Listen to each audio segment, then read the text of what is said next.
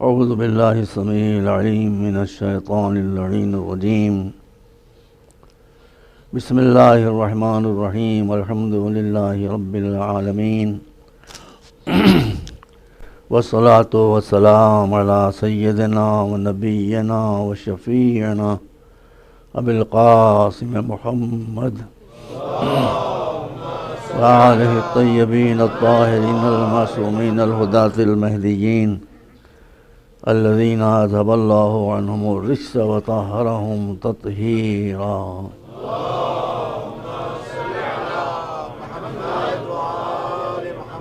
اما بعد فقد قال اللہ سبحانہ تبارک وتعالی وهو اصدق الصادقین لقد ارسلنا رسلنا بالبینات وانزلنا معهم الكتاب والمیزان لیقوم الناس بالقسط. صلو علی محمد و آل محمد. اللہم صل علی محمد و آل محمد. محرم کے دن اتنی تیزی سے گزرتے ہیں کہ محسوس نہیں ہوتا کہ کل پہلی مجلس تھی اور آج 7ویں مجلس ہے. بس اب 2 دن اور باقی رہ گئے ہیں. ارشاد اقدس الہی ہے کہ ہم نے انسانوں کو یوں ہی نہیں چھوڑ دیا بلکہ ان کی گائیڈنس کا پورا انتظام کیا. گائیڈنس کو ریسیو کرنے کے لیے جو چیز ضروری تھی وہ ہم نے ان کو دی، اور وہ ہے انٹلیکٹ، وہ ہے عقل. انسان کے علاوہ کسی کے پاس عقل نہیں ہے. عقل کا بیج ہم نے انسان کے دماغ میں بو دیا ہے. ابھی اس کا کام ہے کہ وہ اس کی پرورش کر کے عقل کو بڑھائے، آگے بڑھائے، یا نگلیکٹ کر کے اس کو بیکار کرتے. لیکن عقل انسان کے علاوہ کسی کے، ملک کے پاس بھی عقل نہیں ہے، صرف انسان کے پاس ہے عقل. جانور کے پاس تو خیر کوئی سوال ہی پیدا نہیں ہوتا. تو انسان کو ہم نے عقل دی کہ ہمارے پیغمبروں کی بات وہ سنیں، مگر اسی کے ساتھ ساتھ انسان کو ہم نے ایموشنز اور سینٹیمنٹس بھی دیے کہ وہ حق و باطل کے درمیان فیصلہ کر سکے. ہم نے بتا دیا کہ سینٹیمنٹس کو فالو نہ کرنا یہ شیطان کا حربہ ہے، ریزننگ اور انٹلیکٹ کو فالو کرنا یہ ہماری طرف سے ایک گفٹ ہے تمہارے لیے. شل ارشاد ہوتا ہے کہ ہم نے آرگومنٹس کے ساتھ پیغمبروں کو بھیجا، دلیلوں کے ساتھ بھیجا، اچھائی اور برائی کے اسکیل کے ساتھ بھیجا، اور یہ سب اس لیے تھا کہ انسان اس دنیا میں سکون سے رہ سکے. دیکھ لیجیے کہ آپ دنیا میں سکون ہے؟ کہاں ہے سکون؟ ایک امریکہ ہے. میں کوئی امریکہ کا خلاف نہیں ہوں، لیکن جو بات ہے سب کے سامنے ہے کہ جب تک دنیا میں امریکہ موجود ہے دنیا میں سب کچھ ملے گا، سکون نہیں ملے گا. آپ دیکھ رہے ہیں خود ہی داعش کے ساتھ کیا ہو رہا ہے، ظاہر میں کیا ہو رہا ہے، باطن میں کیا ہو رہا ہے. تو اسلام آخرت کے سکون کے ساتھ ساتھ دنیا میں بھی پرسکون زندگی آپ کو دینا چاہتا ہے.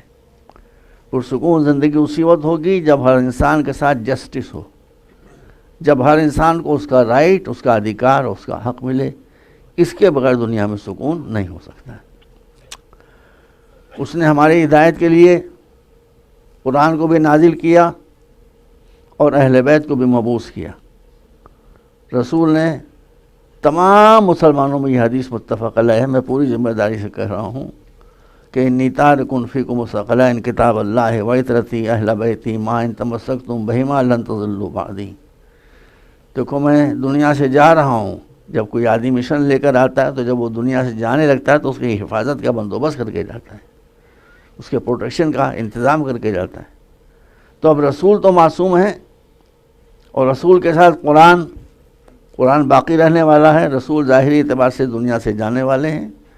تو اب قرآن کا پیغام کس سے پہنچے گا؟ معصوم کا نائب معصوم ہی ہو سکتا ہے. ہم کسی کی شان میں کوئی گستاخی نہیں کرتے، لیکن ایک ریشنل بات ہے کہ معصوم کا نائب معصوم ہی ہو سکتا ہے. ایسا معصوم ہو اور ایسا نائب ہو کہ قرآن پر وقت پڑے تو وہ اس کو سنبھال لے، ان پر وقت پڑے تو قرآن ان کو سنبھالے. قرآن میں اور اہل بیت میں کہیں سے خدا نخواستہ ٹکراؤ نہیں ہونا چاہیے. یہ صرف اہل بیت کی ذات ہے کہ ان میں اور قرآن میں کبھی ٹکراؤ نہیں ہو. اگر ٹکراؤ ہو جاتا تو غضب ہو جاتا. تو اب دو وزنی چیزیں چھوڑی ہیں، ثقلین، ثقل کہتے ہیں وزن کو، ویٹ کو. آپ سمجھ لیجیے بہت آسان بات ہے. جب کوئی شپ آتا ہے کہیں سمندر میں یا بڑے دریا میں اور اس کو روکنا ہوتا ہے تو اس میں سامنے کے رخ پر 2 اینکر ہوتے ہیں جو زمین میں گرائے جاتے ہیں. وہ اینکر بہت وزنی ہوتے ہیں اور اس کی بناوٹ ایسی ہوتی ہے کہ وہ زمین کو پکڑ لیتے ہیں. پھر اگر طوفان آئے تو وہ اینکرز طوفان میں جہاز کو بہنے نہیں دیتے. اسی لیے رسول نے فرمایا کہ جب ہر جہاز کے 2 اینکر ہوتے ہیں تو میں بھی اپنے بعد 2 اینکر اسلام کے جہاز کے لیے چھوڑ کر جا رہا ہوں. ایک کا نام اہل بیت ہے اور ایک کا نام قرآن ہے. یہ دونوں اسلام کو ہر دور میں بچائیں گے. جب تک قرآن رہے گا اس وقت تک اہل بیت کی بھی کوئی نہ کوئی فرد رہے گی. صلوات محمد و آل محمد.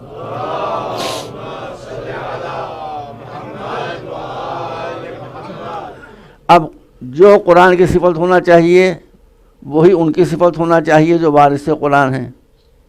دیکھیے 3 کیٹیگری سے لوگ ہوتے ہیں: قاری قرآن، حافظ قرآن اور وارث قرآن. قاری قرآن وہ جو کان پر ہاتھ رکھ کے آنکھیں بند کر کے قرآن پڑھتا ہے. وہ پہلے ہی بتاتے ہیں کہ نہ ہم آنکھوں سے دیکھ رہے ہیں نہ کانوں سے سن رہے ہیں.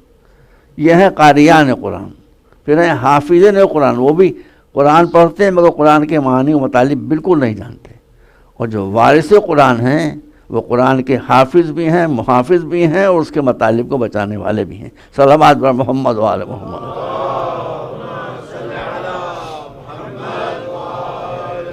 دیکھیے اسی لیے دونوں نے ایک پیغام دیا.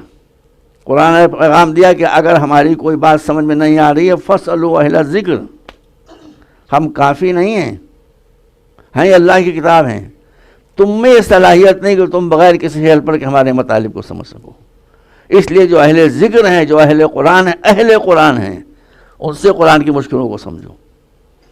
اور مولا علی نے فرمایا کہ اذا اشتبہت الامور فعلیکم بالقرآن، جب کسی مسئلے میں کنفیوژن ہو جائے تو کسی کے پاس نہ جانا، گو اسٹیٹ ٹو قرآن. قرآن تمہارے مسئلوں کو حل کر دے گا. تو یہ دونوں ساتھ ساتھ ہیں، قرآن و اہل بیت. قرآن میں بھی تمام علوم سمائے ہوئے ہیں اور اہل بیت کے دامن دل میں بھی اور سینے میں بھی تمام علوم سمائے ہوئے ہیں. صلوات محمد و آل محمد.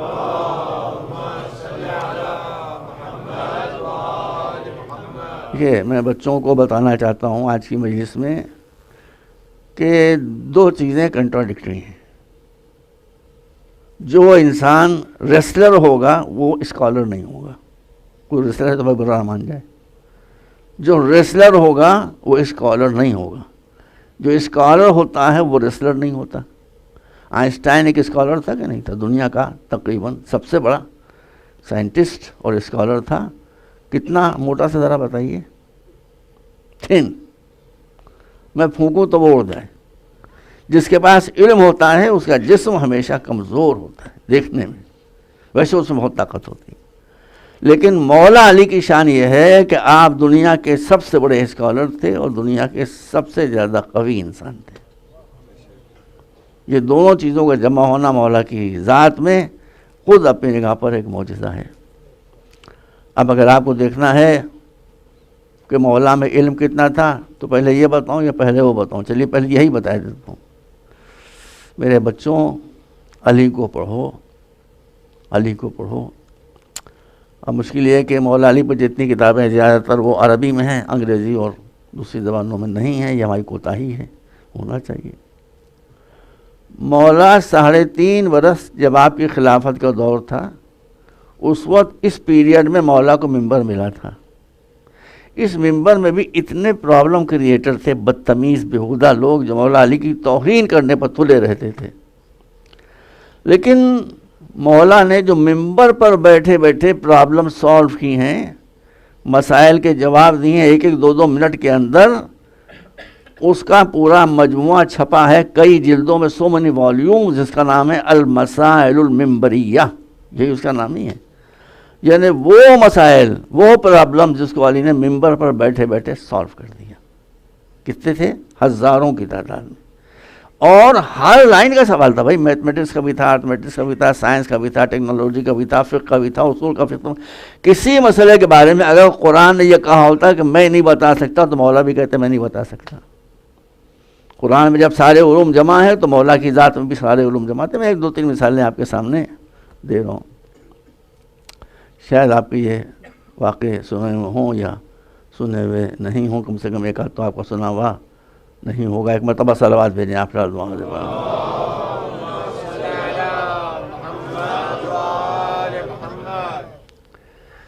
یوں ہی جانچ کرنے کے لیے مولا کے علم کی ایک ارتھمیٹک کا کوشچن مولا سے کیا گیا۔ مولا سے پوچھا گیا کہ وہ کون سا ڈیجٹ ہے کہ جس کو ہم 2 سے لے کر 10 تک جب کاٹیں تو وہ برابر سے کٹتا چلا جائے، کہیں پر کسر نہ پڑے۔ دیکھیے وہ بتا سکتے تھے یہ، مگر وہ بتانے کا انداز ایسا ہوتا تھا کہ اور بھی علوم پر اس کی جھلک نظر آ جاتی تھی۔ ابھی کہہ سکتا تھا کہ یہ عدد ہے۔ مولانا نے کیا کہا؟ مولانا نے کہا کہ دیکھو عربی میں جو ڈیجٹس ہیں پہلی سے لے کر 10 تک، اس میں یہ دیکھو لیٹر عین کس کس میں آتا ہے۔ مثلا 1 کو کہتے ہیں واحد، اس میں عین نہیں ہے۔ اثنین، اس میں عین نہیں ہے۔ ثلاث، اس میں عین نہیں ہے۔ 4 4 اس میں عین آتا ہے۔ کہا پہلے 4 کو لے لو، دیکھیے علی بتا رہے ہیں۔ اس کے بعد آگے بڑھو، دیکھو اور کس میں لیٹر عین آتا ہے۔ 4 5 5 60 70 7 میں عین آیا تو 4 اور 7۔ اس کے بعد پھر 8 میں عین نہیں ہے، 80۔ پھر 90 میں عین آتا ہے اور 10 میں عین آتا ہے۔ تو جن لیٹرز جن ڈیجٹس میں عین حرف آتا ہے، ان کو ایک دوسرے سے ملٹیپلائی کرتے چلے جاؤ، جو نتیجہ آئے گا وہ ڈیجٹ ہوگا کہ جو 2 سے لے کر 10 تک ہر عدد سے برابر سے کٹ جائے گا، کچھ بچے گا نہیں۔ سمجھ رہے ہیں آپ؟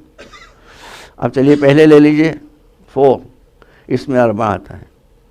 اس کے بعد 5 6 7 4 7 7، 4 کو ملٹیپلائی کیجئے 7 سے کتنا ہوا؟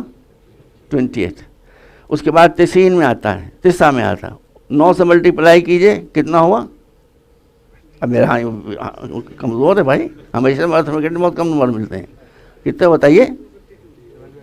ہاں 252۔ اس کے بعد اس کو ملٹیپلائی کیجئے 10 سے، کتنا ہو گیا؟ 2520۔ اب 2520 کو آپ جس عدد سے جس ڈیجٹ سے کاٹتے چلے جائیں، گھر پہ کاٹیے گا، سب برابر سے کٹتا چلا جائے گا، کہیں پر کچھ کسر نہیں آئے گی۔ اور یہ جواب آپ نے سوچ کر نہیں دیا تھا۔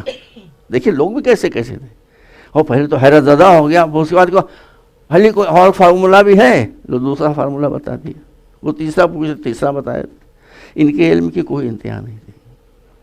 کہا دوسرا فارمولا کیا ہے؟ کہا کہ جیسے بچوں سے کھیلا جاتا ہے، بچوں سے کہا یہ بتاؤ کہ ایک ویک میں کتنے دن، how many days are in a week? کہا 7۔ کہا 7 کو یاد رکھنا۔ How many days they are in a month? کہا 30، keep it in mind. How many months are in a year? 12 30 7۔ کہا پہلے 7 کو 30 سے ضرب دو، پھر جو آئے حاصل ضرب اس کو 12 سے ضرب دو، یہی 2520 آ جائے گا۔ وہ تو 2 کے اوپر رک گیا، ورنہ اگر وہ 200 مرتبہ پوچھتا تو مولا ہر وقت ایک نیا فارمولہ بتاتے جاتے۔ صلوات بر محمد و آل محمد۔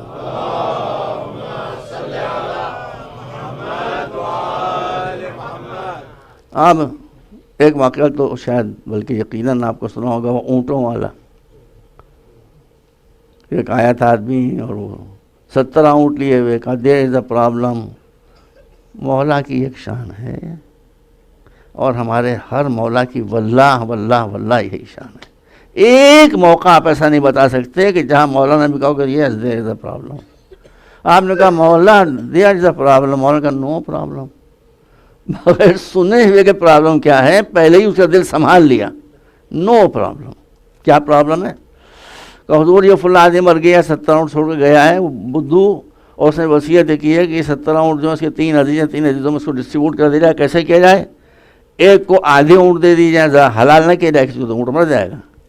ایک کو آدھے اونٹ دے دی جائیں اور ایک کو 9th پارٹ دے دیا جائے اور ایک کو 3rd پارٹ دے دیا، 3 پارٹ دے دیا، تو کتنے ہوئے؟ 9، 6 اور 2۔ ایک کو 6 اونٹ ملیں گے، ایک کو 9، ایک کو 2۔ اب وہاں پہلا مسئلہ ہے کہ 17 کیملز ہیں، وہ اس کا آدھا کیسے ہو ہی نہیں سکتا، نہ چھٹا حصہ اس کا ہو سکتا ہے، نہ کوئی اور حصہ ہو سکتا ہے 17 کو۔ مولا نے کہا دیا نو پرابلم۔ ان کا اب کیسے یہ حل ہو؟ کہا کہ میرا اونٹ لے آؤ۔ ان کا لو آج مسئلہ حل کرنے میں ان کا بھی اونٹ گیا۔ اب وہ 17 کے بجے کہنے اب تقسیم کر دو، ایک کو 9 دے دو، ایک کو 6 دے دو، ایک کو 2 دے دو، 9 6 15 2 17، میرا اونٹ جا کے اس کے کھیت میں باندھ دو۔ ایک مرتبہ صلوات بھیجیں آپ دعا۔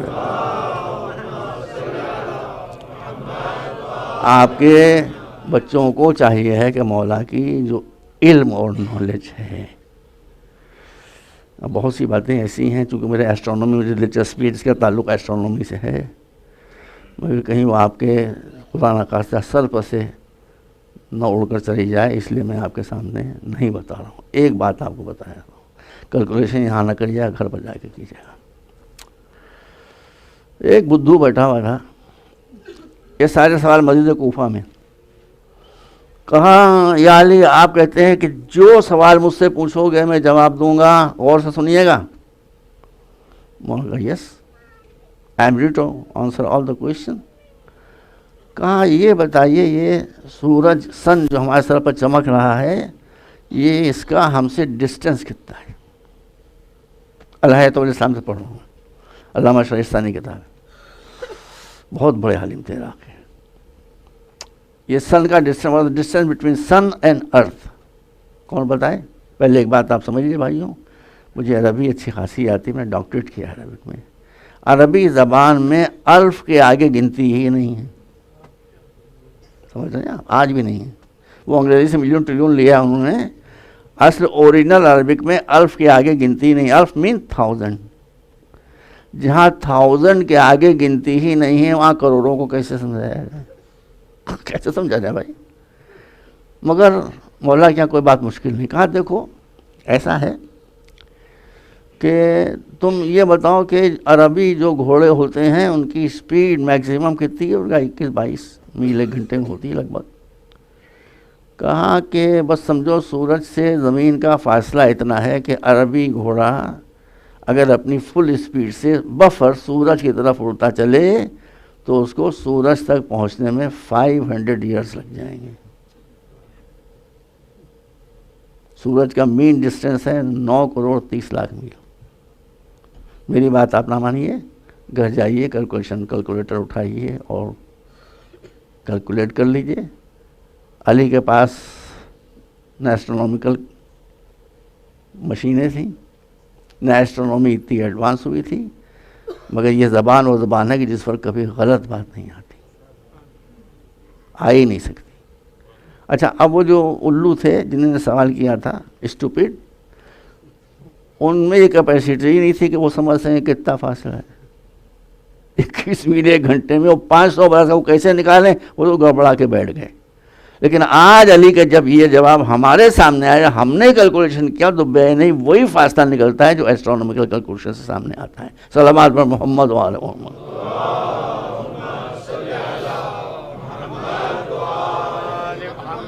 ایک مرتبہ اور صلوات بھیجیں یہاں پر۔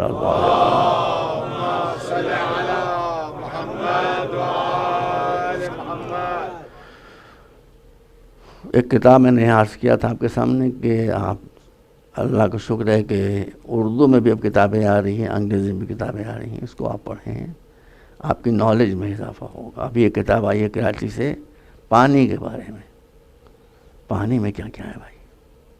وہ ایک جیپنیز سائنٹسٹ ہے، اس نے ریسرچ کی ہے اور وہ ریسرچ بالکل امام جعفر صادق کے ارشادات کے مطابق نکلی ہے، اور اس کا وقت نہیں، آپ پڑھیں۔ ایک اور کتاب توحید مفضل، اس کو پڑھیں۔ اب انگریزی میں ہے نہیں، بل اردو میں تو ہے، وہ تو فارسی ترجمہ ہوا ہے۔ یہ محمد علی سید ہیں کراچی میں، انہوں نے بہت اچھا کام کیا ہے، از اے اسکالر، انہوں نے بہت اچھا کام کیا۔ تو عزیزوں اب علی کے لیے یہی کافی تھا کہ وہ کہتے تھے کہ سلو جو چاہے مجھ سے پوچھو، اللہ کو ہر شے معلوم ہے، الا یعلم من خلق، اس لیے کہ اللہ نے ہر چیز کو، ہر وہ شے جو چیز ہے اس کو اللہ نے پیدا کیا ہے، اور پیدا کرنے والا ہر چیز کو ضرور جانتا ہے، اس لیے کہ وہ ہے کریٹر، اور اللہ نے مولا علی کو اور ائمہ تحریر کو وہ سب باتیں بتا دی، اس لیے یہ بھی ہر بات کا جواب۔ امام رضا علیہ السلام کے جوابات دیکھیے آپ، 30,000 جوابات ہیں امام کے۔ تو ہمارے ہر امام کے پاس علم کا خزانہ تھا، علم کی ٹریجری تھی، اس لیے میں آپ سے آج آخری مجلس سے آ رہی ہیں پھر ایک مرتبہ التماس کروں گا کہ جس چیز پر ہمارے ائمہ نے فخر کیا تھا اسی پر آپ فخر کیجئے۔ دولت بھی بہت ضروری ہے، دولت بھی بہت ضروری ہے، یہ آپ کو مسکنسیپشن لوگوں نے دیا ہم ساری بھائی۔ ہم کو جب ایک بات کا یقین ہو جاتا ہے ہم کیسے نہ کہیں، اسلام میں مومن کی علامت یہ ہے کہ وہ غریب ہوگا۔ کس نے کہا کہ مومن کی علامت ہے کہ غریب ہوگا؟ کس نے کہا ہے؟ قرآن نے کہا ہے کہ جب کوئی قوم حد سے زیادہ گناہ کرتی ہے تو ہم اس کو سزا دیتے ہیں، وہ سزا کیا ہے؟ ضربت علیہم الذلۃ والمسکنہ، اس کو ذلیل کر دیتے ہیں اور اس کو غریب بنا دیتے ہیں۔ سورہ نحل کو پڑھیے، یہ میں اشارہ کر دوں آپ کے سامنے، مجھے تو 9:25 ختم ہو جائے گی۔ سورہ نحل پڑھیے، ارشاد ہے کہ ضرب اللہ مثلا قریۃ آمنۃ کانت مطمئنۃ یاتیھا رزقھا رغدا من کل مکان فکفرت بانعم اللہ فاذاقھا اللہ لباس الجوع والخوف بما كانوا یصنعون۔ آیت لمبی تھی میں نے پڑھ دی آپ کے سامنے۔ ارشاد لائیے کہ ہم مثال کے طور پر ایک بستی کا واقعہ بیان کرتے ہیں کہ اس بستی میں بہت تھے لوگ اور سب آل ور رچ، ان کی روزی زمین سے آسمان سے ادھر سے ادھر سے ان پر برس رہی تھی، مگر کیا ہوا؟ وَكَفَرَتْ بِأَنْعُمِ اللَّهِ، انہوں نے مس یوز کیا ہماری نعمتوں کو۔ اب وہ کیسے مس یوز کیا اللہ بہتر ہے، تفسیر میں دیکھو تو ملے گا۔ انہوں نے ہماری نعمتوں کا مس یوز کیا، کفرت فَأَذَاقَهَا اللَّهُ لِبَاسَ الْجُوعِ وَالْخَوْفِ، پھر ہم نے ان کے گناہوں کی سزا یہ دی کہ ہم نے ان سے دولت کو چھین لیا، بھوکے مرنے لگے، لوگوں سے دہشت زدہ ہو گئے۔ ارشاد اللہ اس میں ہماری کوئی غلطی نہیں، انہوں نے حرکتیں ہی ایسی کی تھیں جس کی بنا پر ان کو یہ یاد رکھیا۔ میں پڑھ نہیں سکا، کچھ عجب صورتحال ہو گئی، ورنہ میرا موضوع یہ تھا کہ میں دکھاتا کہ اسلام عدل اور جسٹس کا مذہب ہے۔ ایک آیت پڑھے دیتا ہوں آپ کے سامنے، ارشاد اللہ یہ ہے کہ وَمَا ظَلَمَهُمُ اللَّهُ وَلَٰكِنْ كَانُوا أَنفُسَهُمْ يَظْلِمُونَ، ہم کبھی کسی پر ظلم نہیں کرتے، ہم اپنے بندوں کے ساتھ ظلم کیسے کریں گے؟ یہ خود انسان ہیں جو اپنے گناہوں کا بھگتان مصیبتوں کی شکل میں اٹھایا کرتے ہیں۔ تو دولت بھی آپ کے لیے بہت ضروری ہے، بہت بہت۔ آئی ایم سوری، شبر مہدی صاحب تشریف فرما، is a very good scholar, he is also young, آپ ان سے پوچھ لیجیے، اور جو علماء پوچھ لیجیے آپ ان سے۔ آپ کو بتا دیا گیا ہے کہ مولا غریب تھے، جو کا ٹکڑا روٹی کا زانوں کو توڑ، غلط نہیں کہتے ہیں، وہ ٹھیک کہتے ہیں، لیکن یہ صورتحال 3.5 برس تھی مولا کی کل، جب آپ ظاہری تخت حکومت میں بیٹھے اور خلیفۃ المسلمین کہے جا رہے تھے، اس وقت آپ کی غذا یہ چینج ہوئی تھی، اس وقت یہ کپڑے پہنے تھے معمولی پھٹے ہوئے۔ خود فرمایا کہ یہ اس لیے میں کر رہا ہوں کہ میری کمیونٹی کا غریب سے غریب انسان بھی غربت کی وجہ سے احساس کمتری میں نہ آنے پائے، اس لیے میں اپنے ورنہ مولا کے پاس۔ آپ لوگ تو ماشاءاللہ اب تو حج بہت آسان ہو گیا ہے، اس لیے حج آسان ہو گیا ہے کہ پہلے لوگ گدھوں پر جاتے تھے، جب گدھے ہٹ جائیں گے تو مصیبتیں ہٹ جائیں گی۔ ہماری قوم سے بھی گدھے ہٹ جائیں تو مصیبتیں ہٹ جائیں گی۔ اب پلین پہ جا رہے ہیں، جو راستہ مہینوں میں طے ہوتا تھا اب وہ گھنٹوں میں طے ہو جاتا ہے۔ تو اب آپ مدینے سے کوئی 40 کلومیٹرز کے فاصلے پر ایک قصبہ ہے، ٹاؤن شپ ہے، جس کا نام ہے ینبو، YANBU، اب ان کو کیا کہا جائے گا، ینبو۔ آپ جا کے دیکھیں، پوچھیں وہاں بھی اس کے آثار ہیں۔ مولا علی کا یہاں ڈیٹس کا ایک باغ تھا جس میں تعداد درختوں کی 1,00,000 بتائی جاتی ہے۔ پہ تاریخ پڑھیے، آپ لوگ پڑھتے کم ہے ذرا، 100,000۔ تو جس کے پاس 1,00,000 درخت کھجوروں کے ہوں وہ غریب ہوگا۔ چلیے آپ کہتے ہیں تاریخ نے ایگزیجریشن کیا ہے، امام زین العابدین تو ایگزیجریشن نہیں کریں گے۔ امام زین العابدین نے کیا فرمایا ہے؟ امام زین العابدین نے فرمایا کہ میرے جد امجد نے اپنے ہاتھ کی کمائی سے اتنی دولت کمائی تھی کہ 1000 غلاموں کو خرید کر آزاد کیا تھا. تو 1000 غلام کے 2 پیسے کی تھوڑی ہوتے ہیں, بہت روپیہ لگا ہوگا. امام موت باقر, امام سب اس لیے کہ غربت ایک عذاب ہے, غربت ایک توہین ہے. اپنے پاس خزانے آئیں اسے لٹا دیں, اس سے انسان کی توہین نہیں ہوتی ہے, لیکن غریبی ہو, فقر ہو, آمدنی نہ ہو, اس سے انسان کی توہین ہوتی ہے. اس لیے اسلام میں غریب ہونے کی, غربت کے خلاف بھی اسلام میں جہاد ہے. یہ سب رہ گیا, میں کیا کروں, مجبوری ہو گئی, ورنہ ایسا مجھے پڑھنا پڑتا. جہاد جو ہے اسلام میں وہ لوگوں کے خلاف نہیں ہے, صفات کے خلاف ہے. غریبی کے خلاف جہاد, ظلم کے خلاف سے جہاد, ناانصافیوں کے خلاف جہاد, بےمانیوں کے خلاف جہاد, صفتوں کے خلاف ہے. کسی انسان سے دشمنی نہیں ہے. صلوات و محمد و آل محمد.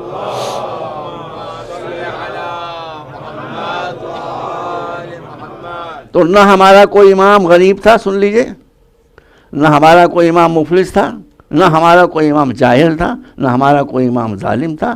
ہر امام معصوم تھا, ہر امام جو تھا وہ غنی تھا. اس لیے کہ آپ دعا پڑھتے ہیں اللہم اغن کل فقیر, رمضان میں پڑھتے کہ نہیں پڑھتے؟ تو اگر فقر اسلام میں اچھی چیز ہوتی تو آپ سے دعا کیوں منگوائی جاتی کہ ہمارے فقر کو غنا سے بدلو؟ فقر ہوتا ہے تو محتاجی لے کر آتا ہے, محتاجی اسلام میں نہیں ہے. صلوات بر محمد و آل محمد.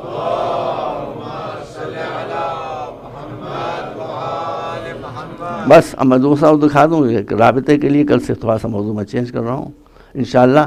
تو اب علی دنیا کے سب سے بڑے اسکالر, اور جو اسکالر ہوتا ہے وہ بریو اور سپاہی نہیں ہوتا. علی دنیا کے سب سے بڑے اسکالر بعد رسول اور دا بریویسٹ پرسن آن دا ارتھ. مگر آپ کو بریوری کی ڈیفینیشن معلوم ہونا چاہیے. بریوری کی ڈیفینیشن یہ نہیں ہے کہ آپ ہر دشمن پر قابو پا لیں. سن لیجیے غور سے, ہر دشمن پر قابو پانا بے شک بریوری ہے, مگر سب سے بڑا بریو وہ ہے کہ جو اپنے اس دشمن پر قابو پائے جو اس کے اندر موجود ہے, ایگو. یہ مولا نے کہا ہے, جو اپنے ایگو پر قابو پا لے, نفس پر, انا پر, وہ سب سے بڑا پہلوان. رسول نے بھی فرمایا ہے. آپ تشریف لے آتے مدینے میں, دیکھا کہ 2 جوان لڑ رہے ہیں آپس میں. رسول بھی رک گئے, کہا کہ کیا ہو رہا ہے؟ کہا کہ ان دونوں میں کشتی ہو رہی کہ دیکھیں ہم میں دونوں میں بریو کون ہے, بہادر کون ہے, طاقتور کون ہے. آپ نے کہا نہ یہ ہے نہ وہ ہے. آپ نے پہلے ہی فیصلہ کر دیا, نہ یہ, کہا نہ یہ ہے نہ وہ ہے. جو دشمن کو پچھاڑ دے وہ بریو نہیں ہوتا ہے, جو ایگو کو پچھاڑ دے وہ بریو ہوتا ہے. تو جب انسان ایگو پر قابو پا کے میدان جنگ میں اترتا ہے تو اس سے کوئی ایسی بات سرزد نہیں ہوتی جس پر بعد میں اس کو شرمندہ ہونا پڑے. تو میں پڑھ نہیں پاؤں گا, کل پرسوں میرے میں دوسری باتیں ہیں, ورنہ یہ موضوع بھی جہاد کا تھا سے میرے پیش نظر, وہ پتہ نہیں کیا کنفیوژن ہوا کہ سب ہو رہ گیا. یہی جہاد ہے جس پر ہمیں فخر ہے, اور کوئی آدمی اس جہاد پر انگلی نہیں اٹھا سکتا. وہ جہاد جو ہم کو رسوا کر رہا ہے وہ طالبان کا جہاد ہے. ارے ابھی میں نام لے رہا ہوں, میں ڈرتا ہوں. ایک مولانا یحییٰ نعمانی ہیں, وہ پوری فیملی اسی ٹائپ کی ہے. بھائی سنیے بیٹا, انہوں نے کتاب لکھی ہے, میرے پاس اتنی موٹی کتاب ہے, قریب 350 پیجز کی. اس کتاب کا نام ہے الجہاد. اے بھائی وہ الجہاد کتاب نہ لکھتے ہو تمہاری اتنی بدنامی نہ ہوتی. الجہاد میں کیا لکھا ہے بھائی, آپ یقین کیجئے, میں آپ کہیں تو فوٹو اسٹیٹ اس کے پیج کی بھیج دوں. صفحہ 135 پیج میں مجھے یاد ہے. 135 پیج پر وہ لکھتے ہیں کہ ایک روز بی بی فاطمہ اپنے والد کے پاس آئیں, اور وہ روایت جو آپ نے سنی ہے کہ مجھے سلیب کر دے دیے. اس میں ایک ٹکڑے کا اضافہ کہا کہ ہے ہی نہیں کہیں یہ ٹکڑا. ارے یہ علی کے لیے ہو سکتا ہے. کہا بابا آپ کو تو معلوم ہے کہ علی تو دمے کے مریض چل رہے ہیں. دمہ جانتے ہیں نا, وہ سانس کا جو بیماری ہوتی ہے. یہ بتائیے استھما, جو آدمی استھما کا مریض ہوگا وہ تلوار اٹھا پائے گا؟ ایک جملے میں پوری جہادی زندگی پر پانی پھیر دیا. علی نے جہاد نہیں کیا. جہاد کس نے کیا ہے بھائی؟ میں نے پڑھا ہے خود. طالبان مجاہد ہیں. جو طالبان نہیں ہے, طالبان حق ہیں. یہ طالبان حق ہے جو ناحق لوگوں کا خون بہا رہے ہیں، یہ ہیں طالبان حق۔ مولا علی کا جہاد تھوڑی ان کو جہادی نہیں کہتا، یہ اصل جہاد کر رہے ہیں۔ یہ طالبان حق کا جہاد جو ہے یہ اسلام کو بدنام کر رہا ہے، جو مسجدوں میں نمازوں کو شہید کر رہے ہیں۔ وہ جو IS اس کا جو جہاد ہے وہ ہم کو بدنام کر رہا ہے، القاعدہ کا جہاد ہم کو بدنام کر رہا ہے۔ یہ جہادی جاہل جتنے ہوں گے وہ سب مصیبت بن جائیں گے اسلام کے لیے۔ صلوات بر محمد و آل محمد۔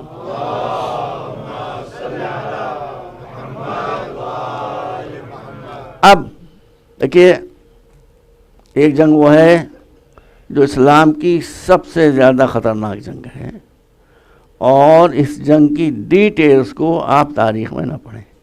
جب قرآن میں ڈیٹیلز موجود تو آپ تاریخ میں کیوں جائیں؟ تاریخ کا بیان صحیح ہوگا یا قرآن کا بیان صحیح ہوگا؟ تاریخ میں تو الٹا سیدھا لکھا ہی جاتا ہے۔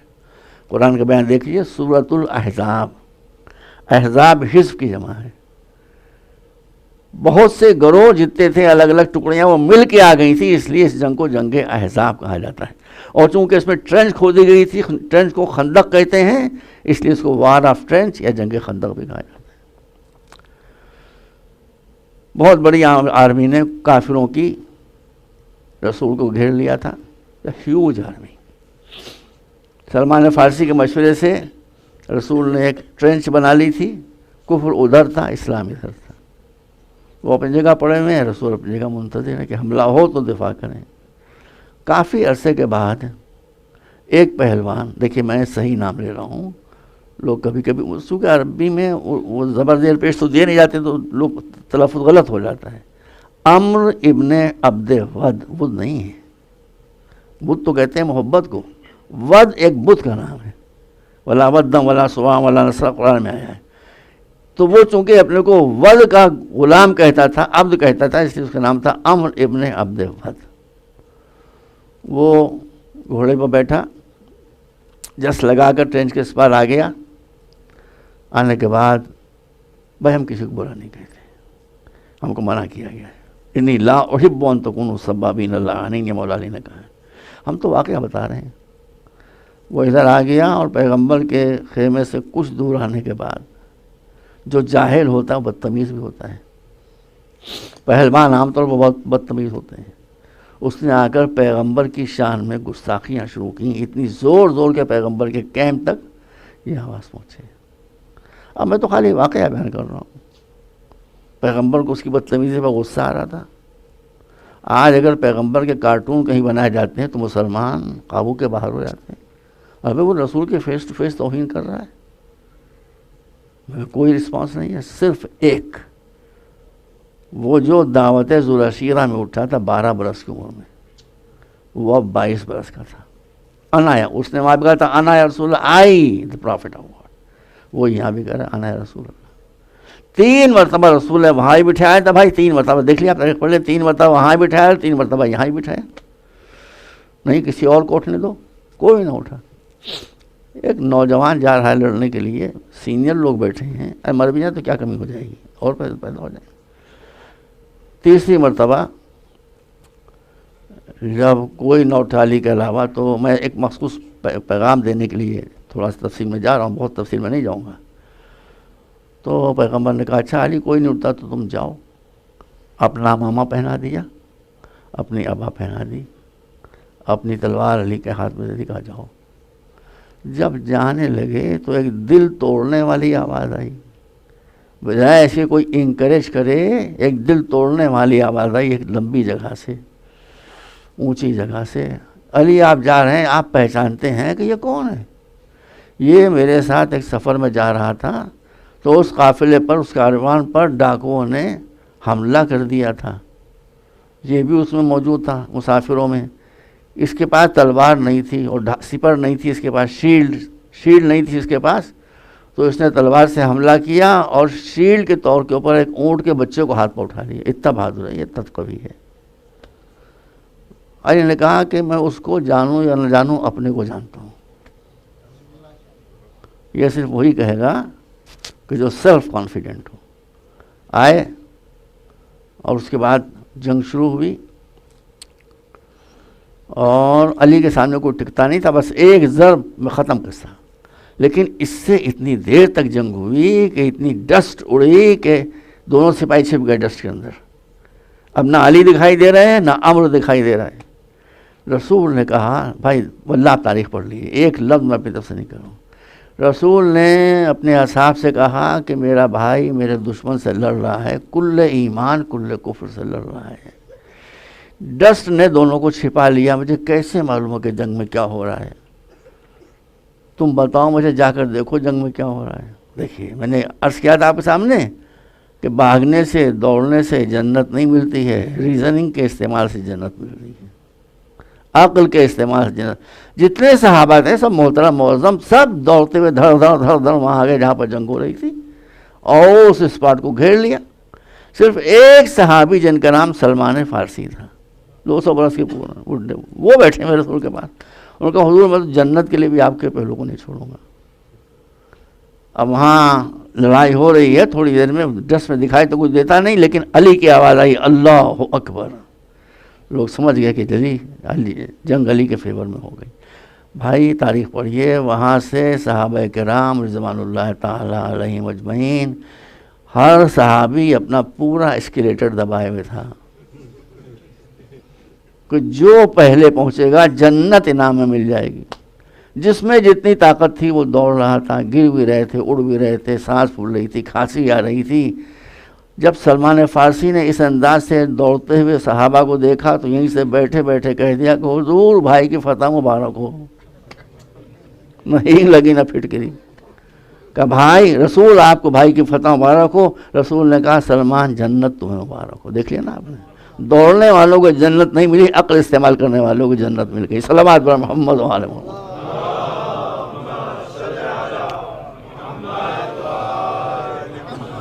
ایک مرتبہ اور صلوات بھیجیں آپ آل محمد.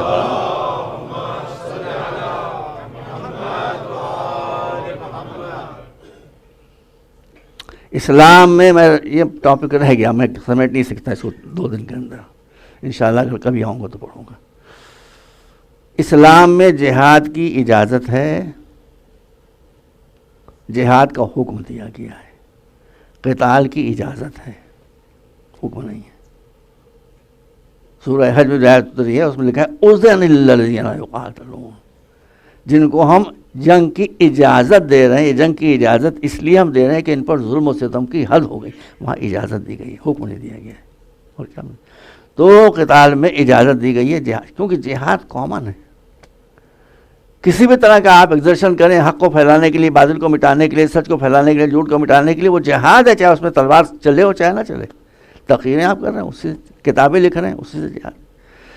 تو اب وہاں صورتحال یہ ہوئی کہ جب امر زمین پر گرا ہے اور علی اس کے سرانے پہنچے ہیں تو اس نے دیکھیے بات آپ یاد رکھیے کہ جاہل بدتمیز ہوتا ہے، جاہل بد اخلاق ہوتا ہے. کم بہت تو کیوں لڑنے آیا تھا علی سے جو مارا گیا؟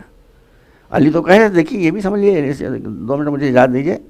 جب عمر کے سامنے مولا علی آئے ہیں تو مولا نے کہا کہ عمر میری تجھ سے کوئی پرسنل انویٹی تو ہے نہیں، تو خندق پھاڑ کے ادھر آیا ہے، تو نے اٹیک کیا، ہم ڈیفنس میں آئے ہیں. اسلام میں جہاد ہمیشہ ڈیفنس میں ہوتا ہے.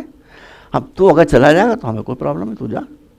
تو کہا کہ پہلی دعوت تو میری یہ ہے کہ تو سچے معنوں میں مسلمان بن جا. کہا یہ تو نہیں ہوگا. کہا اچھا یہ نہیں ہوگا تو نے ہم پر اٹیک کیا ہے، واپس ہو جا، ہماری تو سے دشمنی ختم ہو جائے گی. اس نے کہا کہ اگر واپس ہوں گا میدان جنگ سے تو عورتیں کلیپنگ کریں گی، بچے ہنسیں گے کہ بھاگ آیا بھاگ آیا بھاگ آیا. کافر بھی اگر بے غیرت نہ ہو تو میدان سے بھاگتا نہیں. یہ کافر تھا مگر غیرت دار تھا. کہا نہیں جاؤں گا. کہا تو پھر تم کو مسئلہ ہی نہیں، پھر دیر نو آپشن، آپ ہم دونوں لڑیں اور فیصلہ ہو جائے. آپ نے فیصلہ غور نہیں فرمایا. اگر علی ابن ابی طالب کی جگہ کوئی طالبان ہوتے تو کیا ہوتا؟ کوئی طالبان ہوتا تو جیسے ہی وہ کہتا کہ ہم مسلمان نہیں ہوں گے، ویسے ہی طالبان کا سپاہی کہتا کہ تو کافر ہے. کافر کافر کہہ ہی نہیں پاتے، وہ کافر سٹ سے گردن اڑایا تھا. مگر مولا نے اسلام کا جہاد بتایا، کافر کی بھی جان بچائی جائے گی جب تک وہ خود اپنی جان دینے پر تیار نہ ہو جائے. یہ ہے اسلام کا جہاد.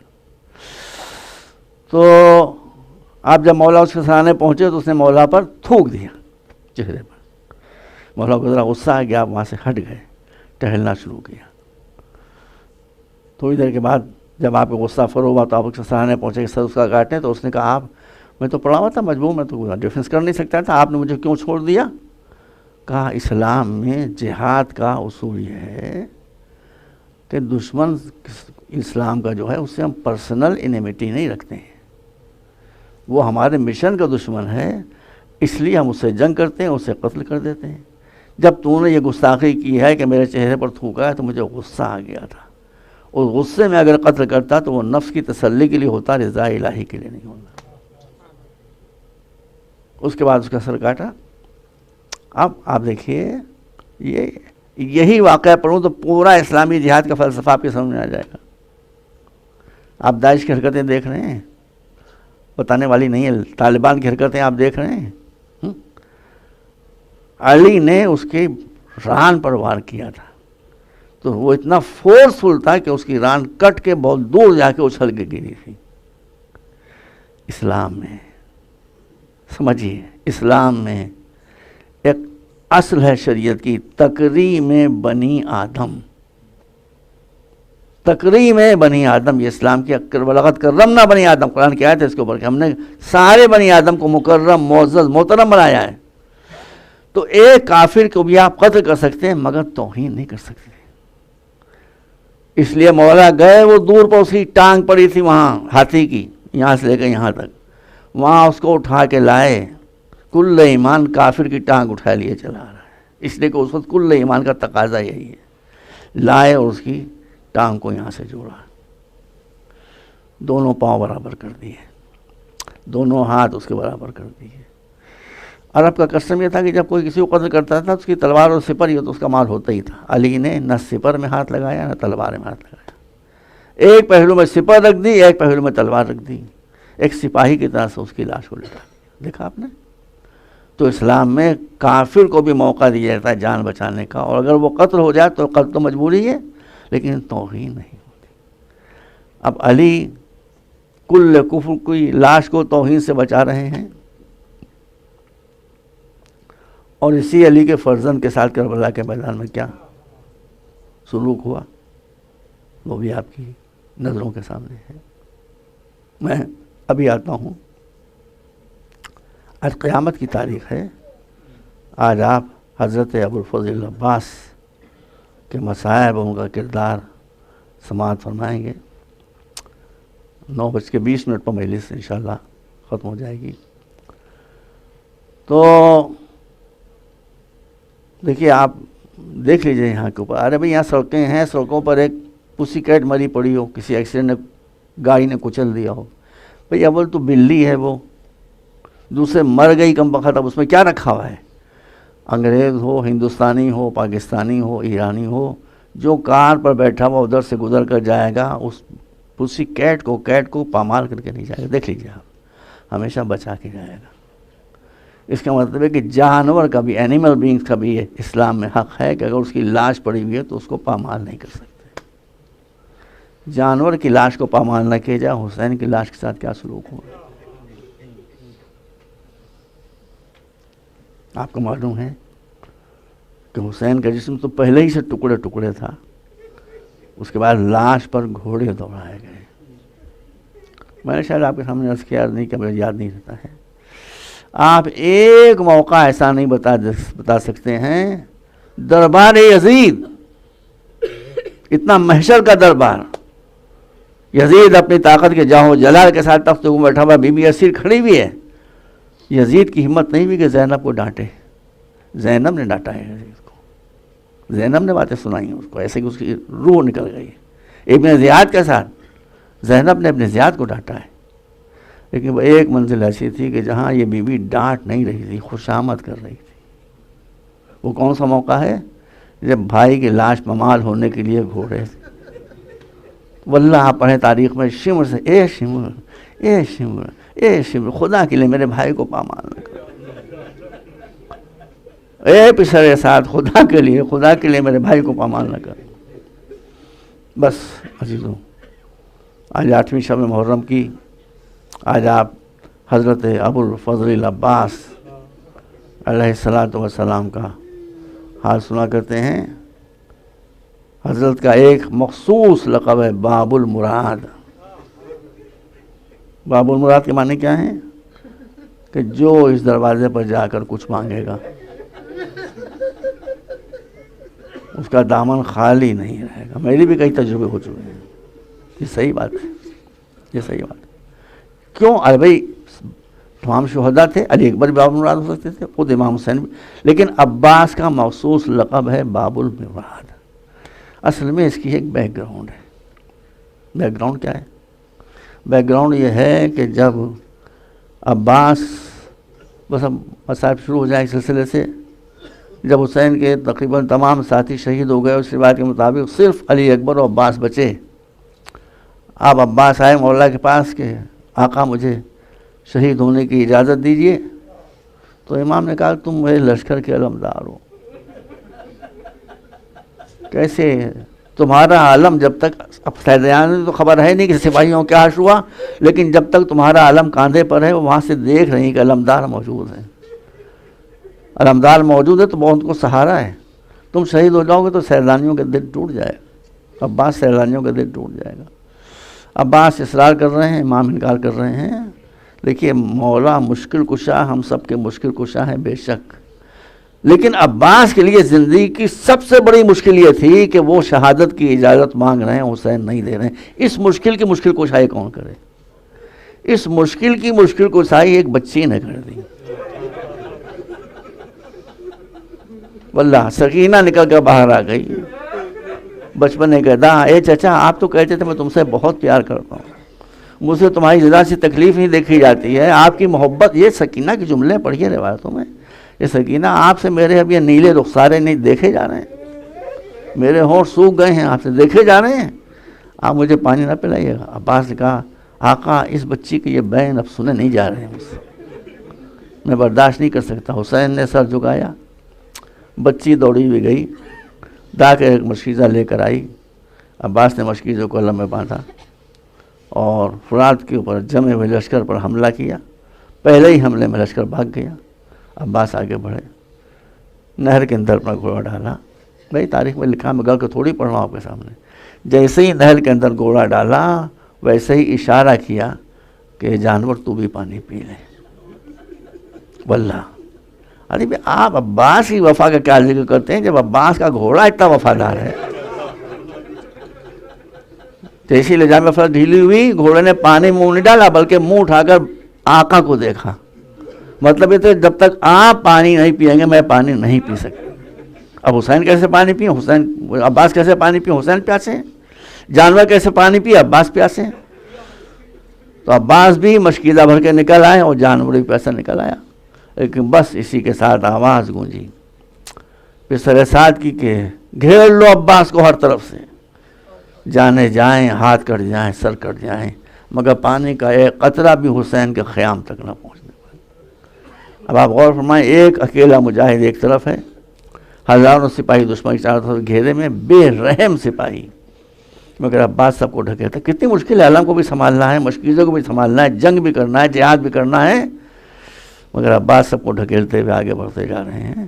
اور رامی نے کہا میں دیکھ رہا تھا کہ عباس جہاد کرتے تھے گردن اٹھا کے کچھ دیکھتے تھے, پھر جہاد کرتے تھے پھر گردن اٹھا کے کچھ دیکھتے تھے. جب میں نے غور کیا تو یہ دیکھ رہے ہیں جہاد کے بیچ بیچ میں دیکھتے جا رہے ہیں کہ خیمہ کتنی دور رہ گیا ہے, خیمہ کتنی دور رہ گیا, خیمہ کتنی دور رہ گیا. عباس جہاد کرتے ہوئے جا رہے تھے, یہاں تک کہ لشکر کو اس بات کا احساس ہو گیا کہ عباس کو ہم روک نہیں سکتے. ایک دشمن نے غداری کی, ایک درخت کے نیچے آیا اور چھپ کر عباس کے دائیں ہاتھ پر وار کیا. یہ ہاتھ میرے مولا کا کٹ گیا. میں بتا رہا ہوں آپ کو کہ عباس باب المراد کیوں قرار دیے گئے ہیں. عباس نے کہا, شعر پڑھا کہ تم نے کہ میرا دہنا ہاتھ کاٹ دیا تو کوئی پرواہ نہیں, میں بائیں ہاتھ سے اپنے بھائی کی مدد کروں گا, اپنے مولا کی مدد کروں گا. بائیں ہاتھ سے جہاد کر رہے ہیں, یہاں تک کہ ایک دوسرا سپاہی بعد جواب میں کہ وہی دوسرے درخت کی آڑ میں آیا اور اس نے عباس کے بائیں ہاتھ کو بھی کاٹ دیا. بس اب جب دونوں ہاتھ کٹ گئے تو عباس نے آسمان کی طرف دیکھا اور دعا کی اللہم انا اطفال الحسین عطشان، اے میرے مالک میرے ہاتھ کٹ گئے، میرے دونوں ہاتھ کٹ گئے، حسین کے بچے پیاسے ہیں، اگر ہو سکے تو یہ پانی مجھے توفیق عطا فرما کہ میں کٹے ہوئے ہاتھوں سے یہ پانی خیام حسینی تک پہنچا دوں۔ مشکیزے کو بچا رہے ہیں کہ اس وجہ سے کہ اس پر کوئی تیر نہ پڑنے پائے، اور آگے بڑھتے چلے جا رہے ہیں کہ ایک مرتبہ ایک شقی آیا، ہونے کے بعد اس نے کہا عباس تمہاری شجاعت کیا ہو گئی؟ کہا اب آیا میرے سامنے جب میرے ہاتھ کٹ چکے ہیں۔ عزاداروں بس دو حادثے ایک ساتھ ہوئے، ایک طرف تو یہ منحوس انسان آ کر عباس سے کہتا ہے کہ تمہاری وہ شجاعت کیا ہو گئی، اور عباس ابھی اس سے بات کر رہے تھے کہ ہرملہ کا چلایا ہوا ایک تیر سے شعبہ سنسناتا ہوا آیا اور عباس کے سینے پر مشک سکینہ رکھی ہوئی تھی، اس کو چیرتا ہوا عباس کے سینے سے پار ہو۔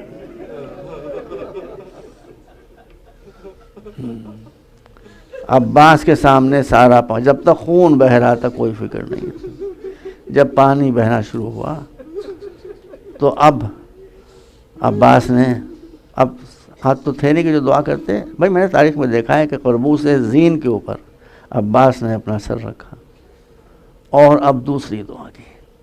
پہلی دعا یہ تھی کہ پالنے والے حسین کے بچے پیاسے ہیں، میرے ہاتھ کٹ گئے، میں پانی نہیں پہنچا سکتا، صبر کی منزل دیکھیے۔ جب ہاتھ بھی کٹ گئے اور وہ دشمن سامنے آیا تو عباس نے قربوس زین کے اوپر سر رکھا، سر رکھنے کے بعد کہا پالنے والے ہم تیری مرضی پر راضی برضا ہیں، معبود تیری مرضی نہیں تھی کہ حسین کے بچوں تک کیا پانی پہنچے نہ پہنچے، ٹھیک ہے جو تیری مصلحت تھی جو تیری مرضی تھی، لیکن میرے معبود میری پہلی دعا تو نے نہیں سنی، لیکن دوسری دعا میری سن لے، اور وہ دوسری دعا یہ ہے کہ میری لاش بھی اب سکینہ کے سامنے نظر آئے۔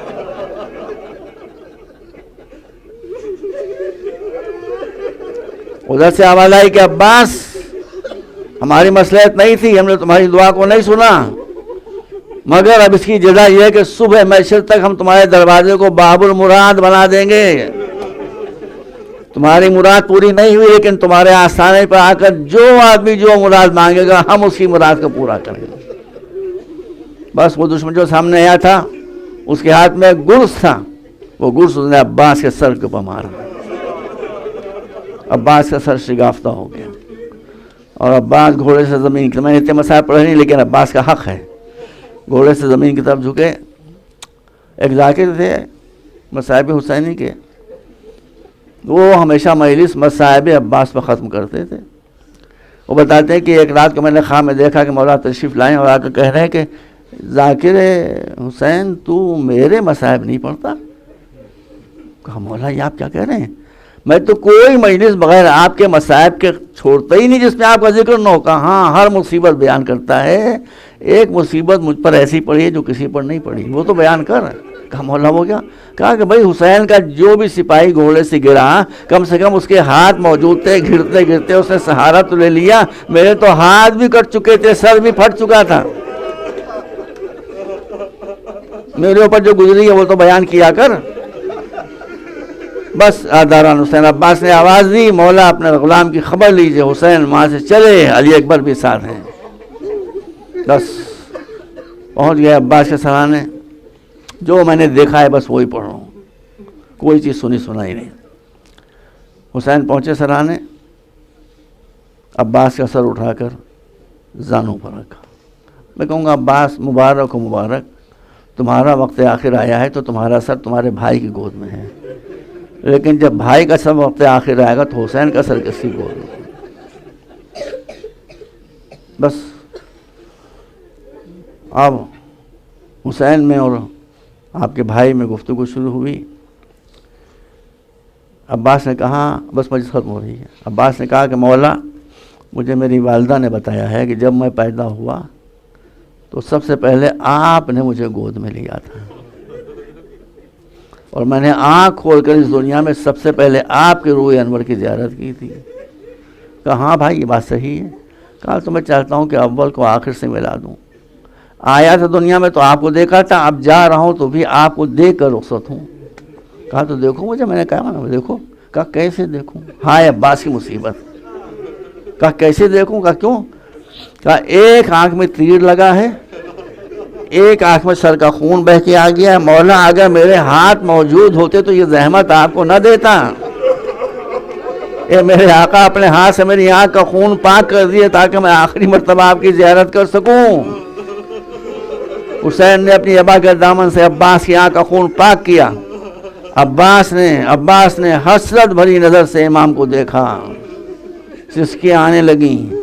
امام نے کہا عباس جانے میں جلدی نہ کرو، جانے میں جلدی نہ کرو. تمہاری تمنا پوری ہو گئی، جا رہے ہو مجھے دے کر میری بھی تو تمنا پوری کر دو.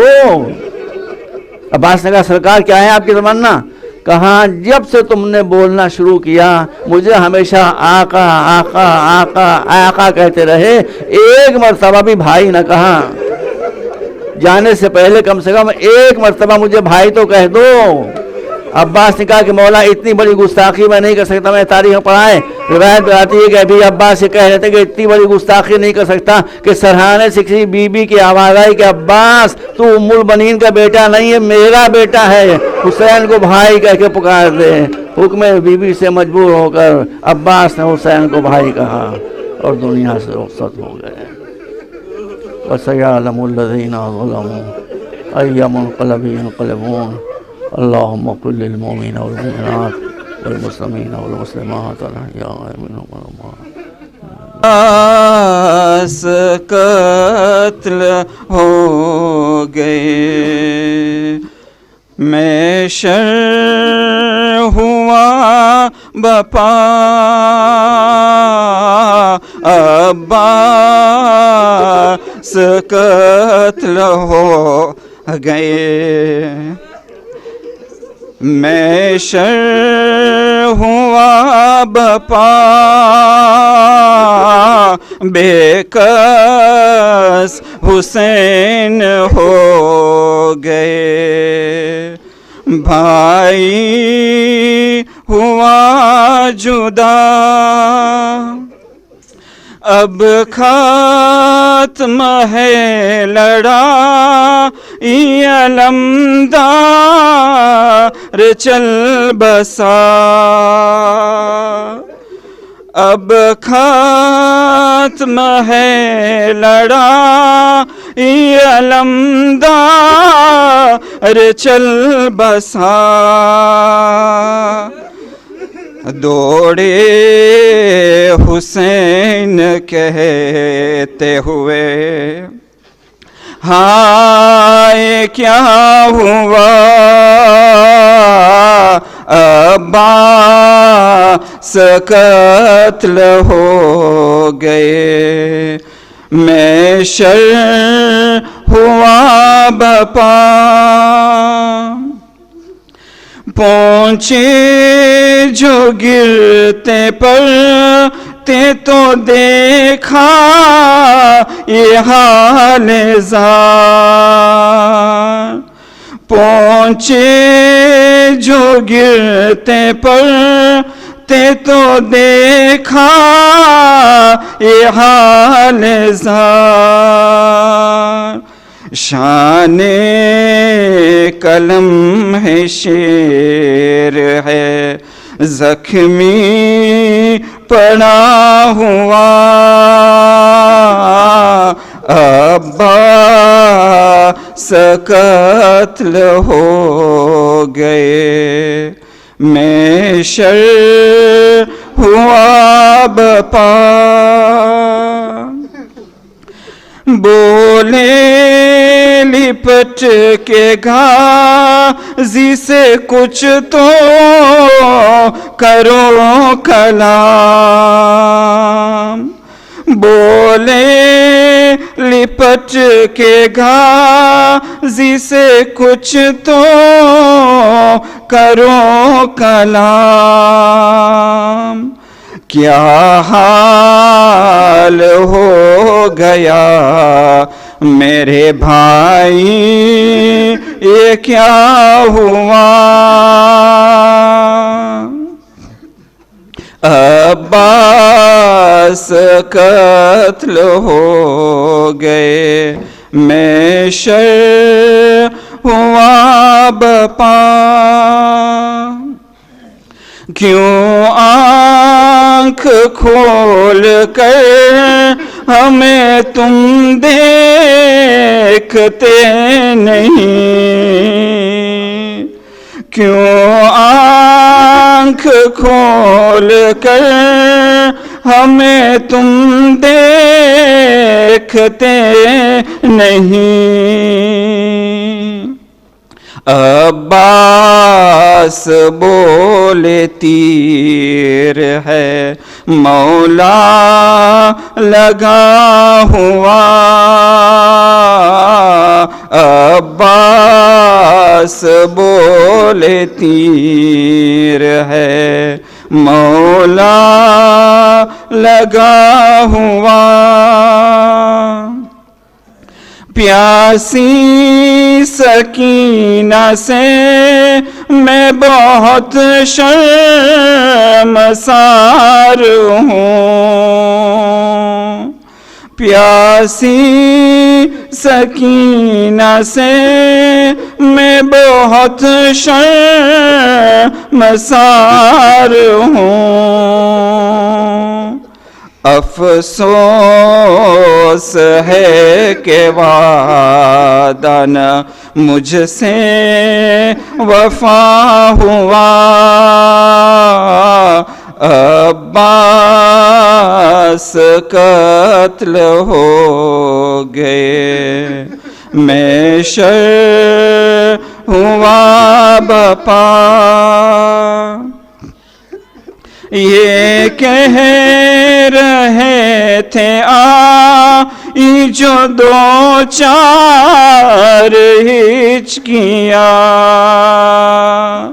یہ کہہ رہے تھے آئی جو دو چار ہچکیاں، دیکھا حسین نے کہ من کا جلا ہوا، دیکھا حسین نے کہ من کا جلا ہوا،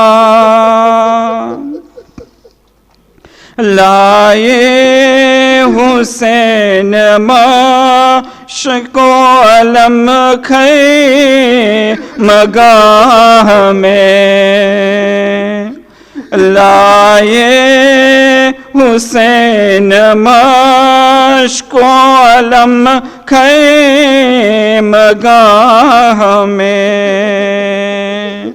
چلائی بی بیاں کہ علمدار کیا ہوا،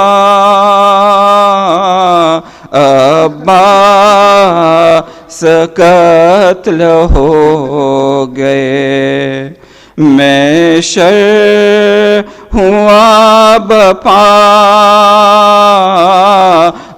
عباس قتل ہو گئے میں شر ہوا بپا، بے کس حسین ہو گئے بھائی ہوا جدا، زینب لپٹ کے روئی عباس کے علم سے، زینب لپٹ کے روئی عباس کے علم سے، لپٹی ہوئی علم سے کہتی تھی بنت زہرا، اس وقت بے کسی میں، اس وقت بے کسی میں، عباس بچھڑے ہم سے، زینب لپٹ کے روئی عباس کے علم سے، بچی نے ماں سے پوچھا کیوں اتنا رو رہی ہو؟ امّو نہیں ملیں گے، امّو نہیں ملیں گے، کیا پھر نہ آ کے ہم سے؟ زینب لپٹ کے روئی عباس کے علم سے، بابا چچا کہاں ہے؟ لائے ہو کیوں علم کو؟ یہ پوچھتی تھی بچی، یہ پوچھتی تھی بچی، لپٹی شہ زمن سے، زینب لپٹ کے روئی عباس کے علم سے۔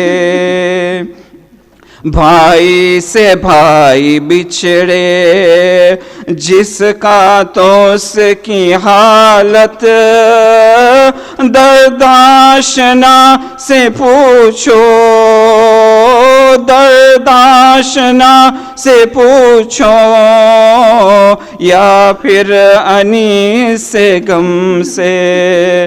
زینب لپٹ کے روئی عباس کے علم سے، زینب لپٹ کے روئی عباس کے علم سے۔